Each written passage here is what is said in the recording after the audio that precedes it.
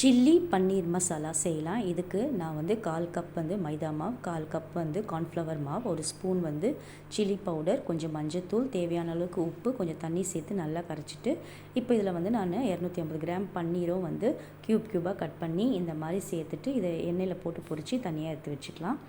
இப்போது பேன் வச்சு கொஞ்சம் எண்ணெய் ஊற்றி பொடியாக நறுக்கின பூண்டியும் இஞ்சியும் வந்து போட்டு நல்லா வதக்கிக்கலாம். அதுக்கப்புறம் ஒரு பெரிய சைஸ் வெங்காயமும் சேர்த்துட்டு அதுக்கப்புறம் நல்லா வதங்கினதுக்கப்புறமா குடமிளகாவையும் சேர்த்துக்கலாம். தேவையான அளவுக்கு உப்பு போட்டு நல்லா வதங்கினதுக்கப்புறமா இப்போது நம்ம தேவையான அளவுக்கு கொஞ்சம் டொமேட்டோ சாஸும் சோயா சாஸும் சேர்த்துக்கலாம். சேர்த்துட்டு கொஞ்சம் நல்லா வதங்கினதுக்கப்புறமா வந்து 1 ஸ்பூன் வந்து கார்ன்ஃப்ளவர் பவுடர் வந்து தண்ணியில் கரைச்சி அதையும் சேர்த்துக்கலாம். நல்லா வதங்கினதுக்கப்புறமா நம்ம ஆல்ரெடி பொரிச்சு வச்ச பன்னீரையும் இதில் சேர்த்துக்கலாம்.